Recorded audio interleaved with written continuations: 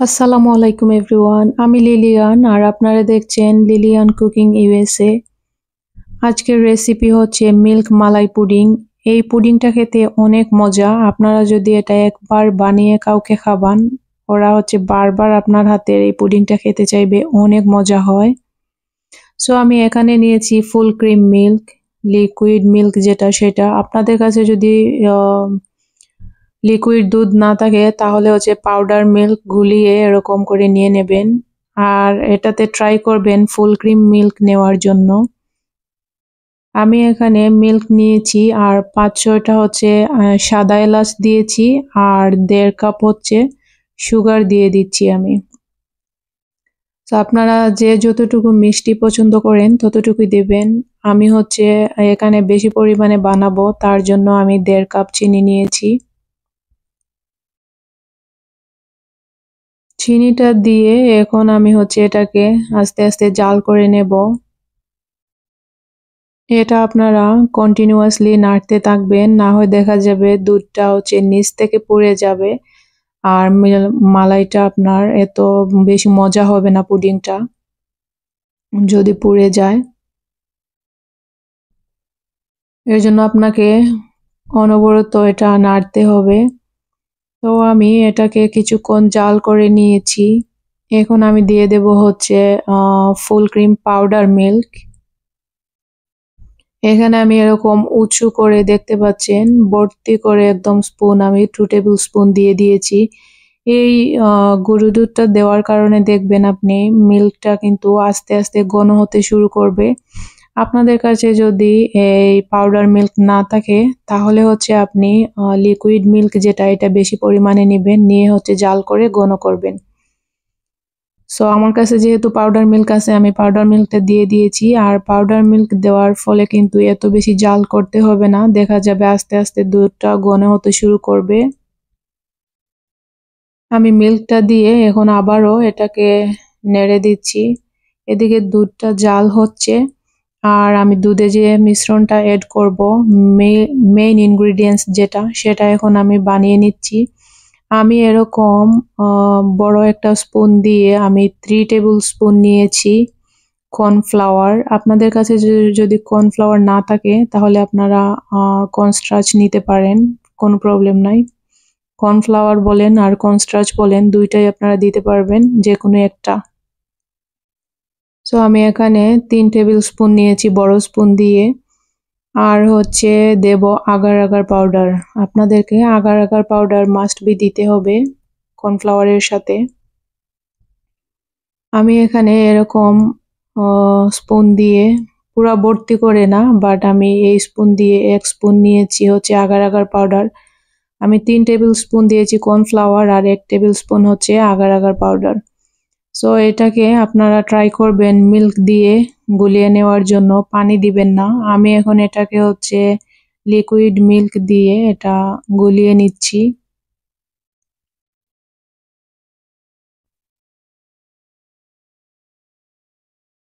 এটাতে পানি ইউজ করবেন না, ট্রাই করবেন মিল্ক দেওয়ার জন্য। মিল্ক দিয়ে এটাকে একটা পেস্ট বানিয়ে নেবেন। দেখতে পাচ্ছেন আমি কি পরিমাণ মিল্ক নিয়েছি, এত বেশি না, পাতলাও হবে না আবার বেশি ঘনও হবে না। এই যে দেখতে পাচ্ছেন এরকম করে হচ্ছে আমি এটা গুলিয়ে নিয়েছি মিল্ক দিয়ে। এখন আমি এটা হচ্ছে যে দুধটা আমি জাল করেছি সেটার মধ্যে এড করে দেব। কর্নফ্লাওয়ারটা হচ্ছে আমি দিয়ে সাথে সাথে নাড়তে থাকবো। যেহেতু গরম দুধ নিচ থেকে দলা পেকে যেতে পারে, এর জন্য আপনারা হচ্ছে কর্নফ্লাওয়ার দেওয়ার সাথে সাথেই হচ্ছে আপনারা দুধটা নাড়তে থাকবেন। দেখতে পাচ্ছেন আমার দুধটা কতটুকু ঘন হয়ে আসছে, কতটুকু ছিল আমি আস্তে আস্তে জাল করে এতটুকু পরিমাণ নিয়ে আসছি দুধ। সো এখন আমার দুধটা ঘন হয়ে গিয়েছে, আমি আরো কিছুক্ষণ জাল করে আরো একটু ঘন করে নিব।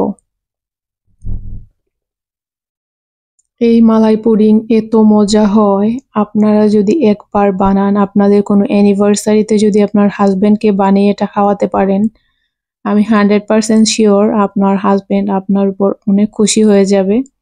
এটা একবার ট্রাই করবেন বানিয়ে খাওয়ানোর জন্য ভাইদেরকে। আমার হাজবেন্ড তো পুরাই পাগল, এটাকে বারবার শুধু বলে, সপ্তাহ যায় না উনি বলবে যে ওনাকে এটা বানিয়ে খাওয়ানোর জন্য। এটা অনেক মজা হয়, ট্রাস্ট মি, আপনারা একবার বানিয়ে দেখবেন। আর এই মিল্ক পুডিংটা হচ্ছে বানিয়ে ঠান্ডা ঠান্ডা সার্ভ করবেন। এটা বানিয়ে হচ্ছে 5-6 ঘন্টা ফ্রিজের মধ্যে রেখে তারপর দিবেন। এটা যত বেশি ফ্রিজে রাখবেন, যত বেশি ঠান্ডা করে খাবেন, তত বেশি টেস্টি পাবেন এই পুডিংটাতে। গরম গরম অবস্থায় খেলে আপনি কোনো টেস্ট পাবেন না। সো এটা ট্রাই করবেন বেশ কিছুক্ষণ এটা ফ্রিজে রেখে দেন সার্ভ করার জন্য।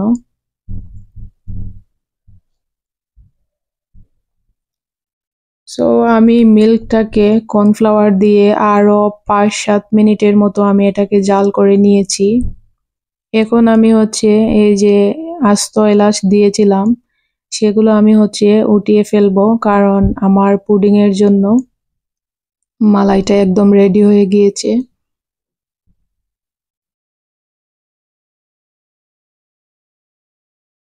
আপনারা যদি এলাচের গুঁড়া দেন তাহলে প্রবলেম নাই, বাট আস্ত এলাচ দিলে আমার কাছে মনে হয় বেশি ফ্লেভার আসে। এরকম ফ্লেভার আসার পর আপনারা এগুলো উঠিয়ে ফেলবেন, যখন আপনারা যে পাত্রে সেট করবেন, সেট করার আগে এগুলো উঠিয়ে ফেলবেন। তো আমার মালাইটা একদম রেডি হয়ে গিয়েছে। এখন আমি যে পাত্রে সেট করব, এই গরম গরম অবস্থায় আমি পাত্রে ঢেলে দেব। এটা ঠান্ডা করে কোনো অবস্থাতেই ডালা যাবে না, এটা গরম গরম সাথে সাথেই হচ্ছে নামিয়ে আপনারা যে পাত্রে সেট করবেন সেই পাত্রেই হচ্ছে ঢেলে নেবেন। তো আমি 2টা পুডিং বানাবো, এখন আমি এই পাত্রে একটা নিয়েছি। একটা মিল্ক মালাই দিয়ে আপনি 2টা পুডিং বানাতে পারবেন। তো আমি এরকম একটা বানাবো হোয়াইট কালারের। আর এখন হচ্ছে এরকম ঢাকনা দিয়ে সাইডে একটু ফাঁকা করে রাখছি, তাহলে দেখা যাবে যে ফ্রিজে যখন রাখবো আমার পুডিংটা সুন্দরভাবে সেট হয়ে যাবে, উপর থেকে পানি পড়বে না। যে ভিতরে একটা ভাপ আছে এই ভাপটা এই ফাঁক দিয়ে বের হয়ে যাবে, তাহলে দেখা যাবে যে পুডিং এর উপরে ঘেমে কোনো পানি পড়বে না। সো এভাবে ফাঁকা করে এটা আমি ফ্রিজে রেখে দেব, নর্মাল ফ্রিজে। নর্মাল ফ্রিজে আমি আমার একটা পুডিং রেখে দিয়েছি, আর আরেকটা হচ্ছে বানাবো ডিফারেন্ট ফ্লেভারের। এখানে আমি মালাই নিয়েছি আর মালাইয়ের মধ্যে দিয়ে দিয়েছি ভ্যানিলা এসেন্স। আপনাদেরকে একটা মালাই দিয়ে আপনারা 2 রকমের ফ্লেভারের পুডিং বানাতে পারবেন আমার মতো করে। আমি এখানে দিয়েছি হচ্ছে ভ্যানিলা ফ্লেভার, আর এখন দেব হচ্ছে ফুড কালার। আপনারা যে যার পছন্দ মতো ফুড কালারটা দিয়ে দিতে পারেন। আমি এখানে রেড ফুড কালার নিয়েছি। রেড ফুড কালার দিয়ে আপনারা মিক্স করবেন হচ্ছে হ্যান্ড উইক্স দিয়ে, এই স্পুন দিয়ে হচ্ছে ভালো করে মিক্স হয় না। আর আমি হচ্ছে যে কালার চাচ্ছিলাম সেই কালারটা আসছে না, একদম হালকা কালার হয়ে গিয়েছে। আমি একটু গাঢ় কালার চাচ্ছি, তো আমি এখন আরো কিছুটা ফুড কালার দিয়ে দেব। কালার এড করে এখন আমি হচ্ছে হ্যান্ড উইক্স দিয়ে ভালো করে মিক্স করে নিচ্ছি। আমি আসলে এই কালারটাই চাচ্ছিলাম, একটু ডার্ক কালার। আমার এই তো পুডিংটা রেডি। এখন আমি এটা হচ্ছে নর্মাল ফ্রিজে রেখে দেব সেট হওয়ার জন্য।